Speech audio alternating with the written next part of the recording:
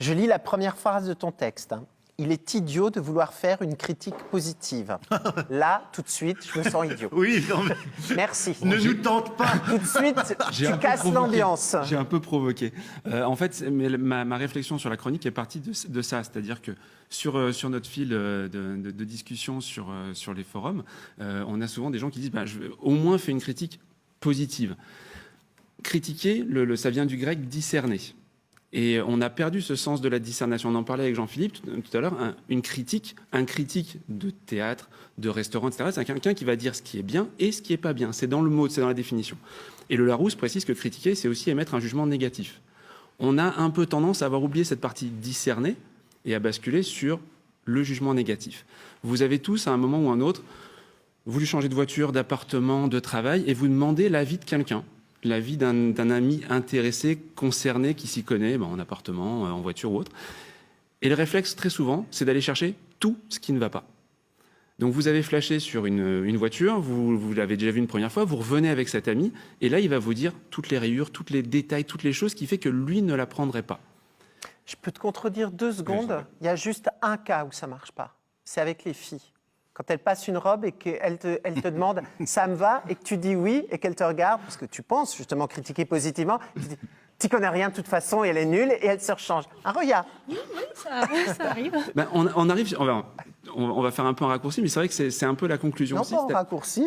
Mais c'est la conclusion qu'on va ramener, c'est-à-dire qu'aujourd'hui, quand je fais une critique, justement, je voudrais pas souvent qu'on me reproche que le choix qui a été fait, ça soit à cause de moi, et que derrière, ça soit pas bien passé. Donc, je préfère dire tout ce qui va pas pour pouvoir dire après, moi, je t'avais prévenu. Or, en fait, ce que demande l'autre, c'est pas réellement une critique, c'est pas de se mettre à sa place, parce que mon point de vue n'est pas le sien. Quand on me demande mon avis sur le travail qui m'intéresse, c'est pas dit pour autant que ça intéresse l'autre. Donc l'autre vous dit, moi, si j'étais à ta place, j'irais pas. Mais t'es pas à ma place. Et on a tendance à vouloir se mettre à la place de l'autre. Ce n'est pas ce qu'on demande. Ce qu'on vous demande, c'est comment tu peux m'aider à faire, en fait. Si le sujet m'intéresse, cet appartement, cette voiture, ce métier, c'est qu'il a intéressé quelque chose, il a un intérêt pour moi, comment je peux faire pour avancer? Et plutôt que de dire, moi, je ne prendrai pas cet appartement parce qu'il a une tache d'humidité, je pourrais plutôt dire, je connais quelqu'un qui peut se renseigner pour comment enlever cette humidité si ça t'intéresse, et voilà ce que ça coûte. Et l'autre, ça devient un choix. Si on ne fait pas ça, puisqu'on critique, on est coincé, parce que je fais venir quelqu'un de la famille, un ami, pour avoir son avis, lui me dit, moi, à ta place, je ne prendrai pas. Or, moi, j'ai flashé sur cette voiture. Je la prends et je me vexe avec cette personne qui dit c'est pas la peine de me faire venir, ça sert à rien. Ou je suis le conseil et je la prends pas et je regrette de ne pas avoir fait ce choix. Donc se mettre en force de proposition, c'est le plus important dans cette critique.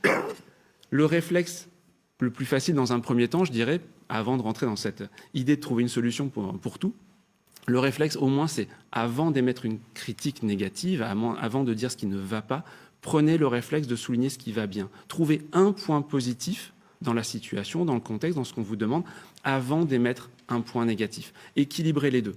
C'est un double intérêt, c'est que justement ça sort de ce dénigrement. Et deuxième intérêt, c'est que ça va apporter, en apportant ce point positif, ça apporte de l'énergie. Et ce qui fait que finalement, l'autre est prêt à entendre ce qu'il y a de négatif à dire. Quand vous alignez 3, 4, 5, 6 points négatifs, on ferme le rideau, on dit je te demanderai plus jamais ton avis. C'est un peu de la lâcheté alors d'une certaine façon. C'est très macronien, j'allais dire, c'est en même temps. C'est pas bien, mais en même temps c'est bien. Mais c'est ce qui prévaut dans la critique littéraire. Moi, j'étais journaliste dans de nombreux quotidiens et magazines. Et en réalité, quand quelque chose ne va pas, enfin un livre est nul, on n'en parle pas. Oui. Voilà. Donc on en parle soit pour dire que c'est plutôt pas mal, quelquefois on émet des réserves, soit l'inverse, mais on équilibre. Effectivement, on donne une gamme d'appréciation. C'est donner le choix à l'autre et pas imposer son choix en fait. Alors nous, on nous impose la minute voyante de Madame Blint. Elle est censée lire l'avenir, ça marche pas toujours. On retrouve tout de suite.